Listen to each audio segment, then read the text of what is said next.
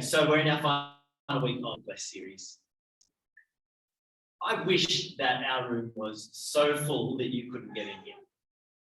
I wish that we had to put on a 7 p.m. service and maybe a 3 p.m. service, that our church was just jam-packed full of Christians. But that would be okay because there's another church just down the road, maybe almost across the road in the family community centre there. And I just wish this became almost a Bible Belt where it was the kind of place where someone moves here and thinks, oh, there's just so many Christians in Bondi. And what's with all the churches? There's so many of them. They're kind of running everything around here. I wish there was Christians flooding Bondi. I wish that there was so much money coming into the offertories at church that we didn't quite know what to spend it on, and we had to say to people, slow down, because we've already paid for the minister and we bought new light fittings. And there was kind of too much, and we had to give it away or tell people to slow down. Or there was so many people here that just within a few thousand people that were part of our church, there was so much giftedness that Martin and I would be kind of lower on the rungs of giftedness, and we just have to kind of hand the work over to other people who were just much more competent than us. And I don't wish that because I want to have a sense of a big church. I wish that was the case because I think Jesus is the best news for anybody. And I wish there was just a flood of Christians with the good news of Jesus living it out in their own lives and handing out wherever they go in Bondi and bringing it to all the fun endeavors that happen in Bondi, the companies that get started and the life-saving, as Martin mentioned, and there's so many, and kind of the food industry is kind of, I think, particularly pointy here. And I just wish that Jesus was brought into all those things and brings what he always brings, which is grace and truth into those things. But we're not. We're kind of small, aren't we? 20-something, I reckon, tonight. A good night, 20-something. Same this morning, pretty small up the other church. But wherever Jesus went, people did crowd like that. We see it here in Luke chapter 5, that Jesus is teaching on the side of a lake, by the side of a lake. And as always happens when he teaches, people flock to Jesus. Do you remember in Mark chapter 2, it's one of my favorite stories, where Jesus is teaching inside a house and it gets so full that people are kind of crowding in, and no more people can come in. And so someone really wants to get in. So they dig a hole in the first century Near East roof and make a hole above Jesus as he teaches and lower their friend down to get in the room. There's just no room. Wouldn't it be great if there was people kind of out in the backyard there who couldn't quite make it in, but they could still listen to the word of God and sing with us from the garden? And here by the lake, Jesus is teaching and people are crowding. And it says in the first 2 verses that he goes and hops in a boat. I guess the crowd was so big that he's starting to get muffled out by the person in front of him. And so it says in Luke chapter 5, and you might like to flick us there, flick back there, please, Eli, that he goes and hops in some boats that were on the shore and asks the fellow Simon to take him out a way. And I think he's just sorting out the acoustics. He's just getting a bit of space back and maybe a little bit of elevation in the boat from the crowd of people so that he can address the crowd. Really, why do people flock to Jesus? And even though we're small in Bondi, people have flocked to Jesus for 2,000 years since he first started teaching. And in other parts of the world, they're still flocking. In China, they flock to Jesus. There's not enough room. Why is it? It's because of his message. We're at the start of chapter 5, but at the end of chapter 4, he tells you what his message is. It says at the end of chapter 4, right at the very end, it says that Jesus went to a solitary place just to, I think, have some Sabbath time away from the work that he was doing with crowds. But the crowds followed him and they say, people want you to come back and talk to them. And he says, I've got to keep going on to the next village. And he tells you what his message is, the message that delights people. He says, I've got to keep preaching the good news of God's kingdom. Now, that sounds like an old-timey phrase, right? Good news of God's kingdom. But if you know Jesus and you know what he means by good news of God's kingdom, it is, as I said, delighting. And I wonder if we're small in the West and in Sydney because Christians, as Kaz was praying about, have dropped the ball and we act like we don't have good news. We don't treat people as though it's good news. We treat people with judgmentalism and we hurt people. Instead of being bearers of good news, we're being bearers of bad news in lots of ways. But places where it goes fresh, where Christians haven't kind of messed it up yet, it's the delighting news, the good news of God's kingdom. Slow that down to the two parts there that Jesus talks about. What is his message? Good news of God's kingdom. It's about the kingdom. It's about that there is someone in charge. If you look around the world, and if you look around your own life, or if I look around my life, oftentimes, it doesn't look like someone's in charge. It looks like it's falling apart. And yet Jesus says, no, God is in charge. I tell you, he is. He's holding things together, and he'll keep things right.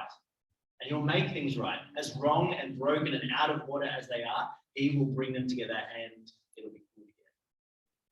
Jesus was speaking about God's kingdom, and he'll judge what is wrong, and he'll put down those who have done injustice and hurt people. It's about God's kingdom, but it's also good news because Jesus brings that kingdom in with grace and with kindness and with beauty. It's about order and justice, and it's about that thing coming with a kind of goodness. And there's this is a kind of a paradigm that you'll find everywhere in Jesus: grace and truth, kingdom and good news. Die on the cross to save you from your sins, risen as the Lord Jesus from the dead. That's one more I want to tell you about. Oh yeah, Jesus is Lord and Savior. This is kind of just a paradigm that you'll find everywhere in Jesus: grace and truth. His message is of the kingdom, and it's good news. And so people flock to Jesus. He hops in the boat. But that's not quite what Luke wants you to focus on here, because he very quickly skips over the preaching in the boat and says, then Jesus finished his teaching and said to Simon, who must have been in the boat with him rowing, put out a little further, put down your nets, you're going to catch some fish. And Peter says, and you can imagine, right, if you've been labouring in a boat all night trying to catch fish, you just put it on the shore. This guy, he was admittedly pretty delighting and interesting, asked you to put out a few metres. So you went out a few metres, and you think that's all. And he says, no, let's go fishing now. You don't want to go back fishing after being out all night, especially when you haven't caught anything. But Jesus says, no, we're going out and let down your nets. Simon Peter lets down the nets, and there's a miraculous, ridiculous, wild catch of fish. It's breaking the nets, and the nets are full, like our building would be full and kind of stretched to its limits and its capacity. The nets are full of fish, and they begin to break. And Peter calls his friends in the second boat, and they get the fish in the boat, and it's beginning to sink the boat. Just like, again, the building would be limited in all sorts of ways if we got inundated with people who wanted to follow Jesus. And the rosters would be all blown out of proportion, wouldn't they? Oh no, the rosters aren't working because there's too many people, and the accounts we'd have to do them differently, right? If there was lots and lots of people. In the same way, the nets are just absolutely full. But did you see Peter's response? It's really interesting. And it slows you down in the story. It's kind of this, I don't know, almost like a little miracle story. But then Peter says something that stops you in your tracks. He says, go away from me, Lord. I'm a sinful man. I find it such a poignant moment where I get a sense of what the Lord Jesus would have been like to be in his presence. He would have shocked you sometimes like that into a kind of a quietness that would make you want to say, go away from me. I'm a sinful man. Why is that his response to a miraculous catch of fish? It's kind of fun story, miraculous catch of fish, and then very kind of somber. And it's because it's not just a trick or a party trick or a really cool miracle. It's a revelation of God's kingdom come and as good news. It's a revelation that this one is God's agent of the kingdom, who is in charge of even the fish and can bring things in whenever he wants. And I want to draw your attention to Jesus tonight and say, he says it with his words, God's kingdom, and he shows it with the catch of fish. He can bring things in your life under his command. Whatever feels like it's waving out in the wind, or an empty boat after labouring for all night or 6 months or 6 years, God can bring it into control in an instant. And what Peter sees is that that not just God does it out there, but this one is God's agent. This one is the Lord in front of me. And when he realizes it, he says, Lord, go away from me. Why? Because I don't belong with that one, with the kingdom. I'm a sinful man. Jesus says such a beautiful thing that you must take home with you for tonight as you go to bed. For those moments when you wake up at 3 a.m. a bit kind of just existentially frightful, and for the really hard seasons, and for dying. I've only been in ministry for 7 years, and I've sat with a few dying people. And this, what Jesus says, is so beautiful for those moments. Jesus says to Peter, who says, "Go away from me. Don't be afraid." Isn't that very beautiful? The people who lack holiness, like me, the people who are selfish, find it very easy to look after myself and think the worst of others and the best of me. Jesus says, "Don't be afraid. Come follow me." And Peter goes and follows him. But Jesus says a very strange thing next. He says a beautiful thing, don't be afraid. And then he says a strange thing, I'm going to make you fishers. I'll make you a fisher of people. The old patriarchal way to say it is fishers of men, but a better way to say it rightfully is fisher of people. It's such a strange phrase to try and hold in your head, a fisher of people. Because when Jesus calls you to him, who is the agent of God's kingdom come and on it, and which is good news, he calls you to call other people and bring them into that. It's not the kind of thing you can keep. You must not keep that to yourself. And so Jesus says, "Follow me, I'll make you a fisher of people." And that's just our job. And I'm not saying me and Martin, the paid ministers, me and Martin and Matt Graham, the paid ministers, and Sarah looking after the Little Soul people. That is anybody who follows Jesus, you're a fisher of people. That's part of our walk with Jesus, is to be so in love with him, because he's the Lord, that we fish for other people, we try and bring them in. And the question becomes, how are we going to do that? How will we fish for other people?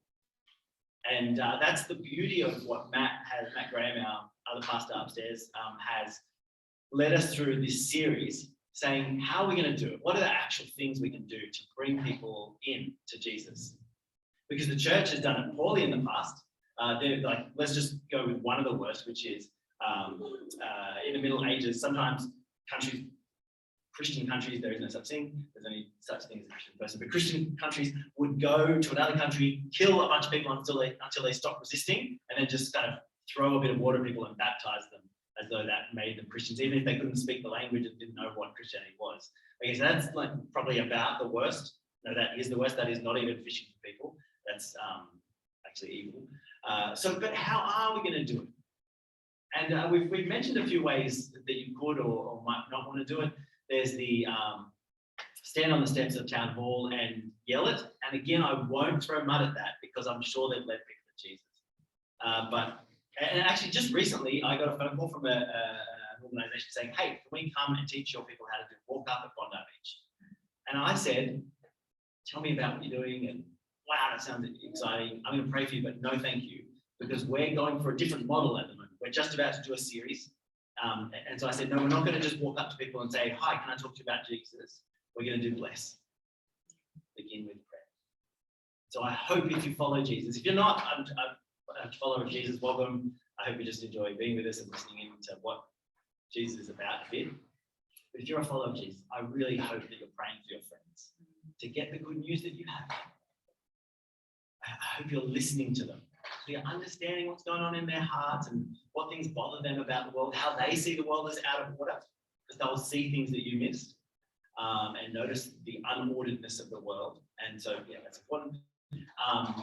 And I hope we're eating with our friends. Remember, I challenged us a few weeks ago, eat with someone you don't normally eat with who you want to, and eat with someone you don't normally eat with who you don't want to, just to bless them. And we serve our friends and our enemies. And here we are tonight with the final S is, if you do those things, people will ask you to share with them about Jesus. I can say that with authority because I've seen it happen. It takes longer than I expected, but it does happen. If you do those things, people will say, "Tell me about Jesus." And they'll say it as simply as that. I'm going to tell you about three. I had a friend at uni, and when I was, 18, 19, I was super extra keen about Jesus, maybe a little more keen than I am even now. And I just wanted people to come to Jesus, like just come to Jesus recently. And so I really wanted to headlock people and tell them the gospel and ask them if, should I baptize you while I have you down here? But my friend, wise friend, said, no, dude, I didn't know bless, but it was this kind of thing. Just listen to people, you'll get an opportunity. And it took ages. And I'm praying for my friends to share. And then one day, just out of the blue, my friend had something really hard happen on the weekend. He comes to you on Monday, says, like, how do you have hope? Just out of the blue, as simple as that. How do you have hope? And so I got to share with him.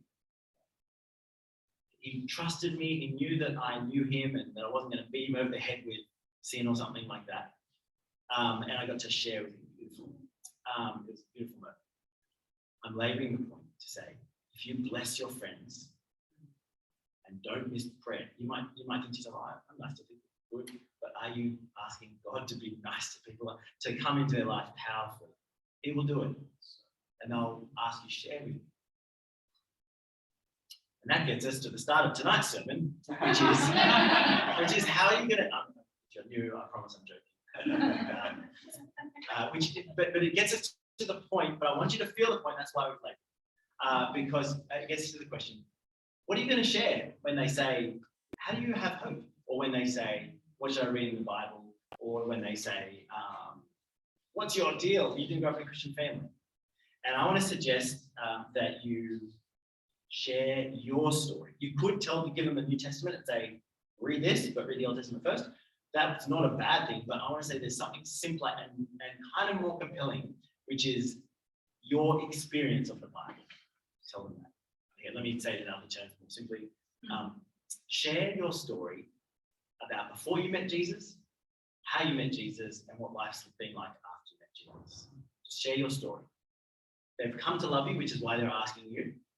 And so, because it's different if you're standing on the steps of town hall doing the walk-up evangelism thing that I said not right now for our church too, then probably don't lead with your story because that person doesn't know you. If anything, I'd lead with just some logical truth about the gospel. But if you're doing the bless thing, then share your story because they have come to trust you as a Jesus follower. So share your story. And a very simple way, tell them about before you met Jesus, when you met Jesus, and what life has been like afterwards. And you see this, I'm just going to give you two examples. In Acts chapter 26, you see Paul does it. It's very compelling. He's telling one or other ruler about his life before Jesus, when he met Jesus, and what it's been like afterwards. It's very beautiful. You get a sense of it in Luke chapter 8, a few verses from here, where there's a demon-possessed man who's just afflicted by disorder in the world, disordered spiritual things going on in him. And Jesus releases him from that, and he wants to follow Jesus. He thinks, I want more of this guy, rightfully so. And he goes hop in the boat with Jesus to return, and Jesus says, no, I want you to go back to your city and tell them how much God has done. And then it says, he went back and told them how much Jesus had done for them. Very lovely phrase twist there. And I imagine that when he went, he's going to go tell his story. Do you remember me? I'm the guy that used to yell at the back of church. And look at my scars, they're healing up, but I think I'm going to have them for a little while longer, but I don't do it anymore. And freedom, it's just beautiful. How did it happen? Jesus. And what's life like now? It's just, I'm free again. I'm myself in Jesus. Tell your story about what life was like before, how you met Jesus, and what life's been like afterwards. I want to give you a few pointers about telling your story in those ways. Just three things. First of all, try and look for a bit of a theme that matches your walk with Jesus and how you met him. And it'll be different for as many people as there's different in the room. Because you could kind of just use any image or metaphor from the New Testament or make up your own. But try and think, what has been very dear to me? So I'm going to give you a really quick example that doesn't do my story justice. I would say that as a kid growing up, I felt I didn't know my place in the world. I felt like everybody else knew what they were doing in life, and I kind of was kind of trying to catch up. and I could never quite find my voice. I remember standing at a stall at school in kindergarten, waiting to buy something for Mother's Day, and the world just went past me, and people kept on buying stuff, and I kind of couldn't quite get in line. I went back to Mum, and she's like, "You still got money?" I said, "I don't know." And that kind of is very much how I felt as a kid, in a lot of ways. But then I went to a Christian Scout camp, and they told me the gospel, and I heard God address me in the Bible. And I felt like, I still don't know what life's about, but God does, and He is full of truth and grace. And I was captured by that. I went to the man afterwards and said, what am I supposed to do? He said, just turn to Jesus tonight. And I turned to Jesus, and since that night, I completely know my place in the world. I love it. Now, I stumble along and I don't take my place in the world, which is supposed to be a humble place. But I know that there is a place in the world for me in Jesus. He's gifted me particularly and has particular ministry and kind of good things for me. I'm rushing through that because I want to move on. But what I'm trying to say is there's a bit of a theme there, right? About purpose, about how do you have knowledge in the world. That's my theme, but yours will be different. And it's worth just reflecting on if you've never done that. What's the kind of one of the big themes of preciousness between you and Jesus? And have a 2-minute story like I just had, and then have a half-an-hour story for when there's a glass of red wine out as well. And have do you know what I mean? Just have it prepped and ready and know your story well enough to just give it at the right moment and bless people. So first of all, have a theme. Have a bit of a sense of a theme between you. Secondly, don't get stuck on the conversion moment. Sometimes when we talk about telling us our story about becoming a Christian, we just talk all about the moment and how bright the light was or how great the speaker was or whatever. And that is really important. But it's important to talk about what life was like before and after as well, because that gives context and shows that this Jesus walks with you out of the moment, not just one bright, shiny moment, but He walks with you and leads you in life. So don't just focus on the conversion moment. And thirdly, I want to say, don't think that your story is boring. Well, let me put it this way: you might think that you're allowed to think your story is boring, your testimony, but it's not, because it's different from mine and it's different from other people. Some people have I used to have demons, a whole legion of them, and now I don't. I've got the scars to show. In my books, that's a pretty compelling, interesting story. But you might be the person who said, I just grew up in a Christian house and I've just always known Jesus. I want to know that story. That's really interesting to me. And there's going to be certain temptations and dangers for that person that's different from the demoniac guy. And you shouldn't belittle your story and what God has been doing in your life. So don't do that. And don't talk to the ex-drug addict or something and bang your stories into each other and see how they're both quite beautiful in very different ways so that you know your story better. I want to tell you just really briefly again now about a lady from our church who's just passed away a few days ago. Some of you will know Lola, but some of you won't. Lola Palmer was in her 90s, and I was trying to explain to someone new at our church who Lola is. And I said she's kind of our matriarch, kind of just like one of the rock stars of our church because she's been around for, like, not even joking, maybe 70 of her years here or so. I think 60 or 70 years. Yeah, she became a Christian in my house back in the 50s, I think, in a church service. She's just this very special part of our church. It's very sad we've just lost her. But she was someone who would often pull out her story. I've heard her story a number of times. And I remember her telling me that. She said, you know, Blake, I went to church for a long time, all my life, but I wasn't a Christian. And that I'm suddenly interested. I went to church, but I wasn't a Christian. She said, church used to meet in my house. She lived out near Wellington, in New South Wales and Western New South Wales. And she said the minister would come once a month in a wagon.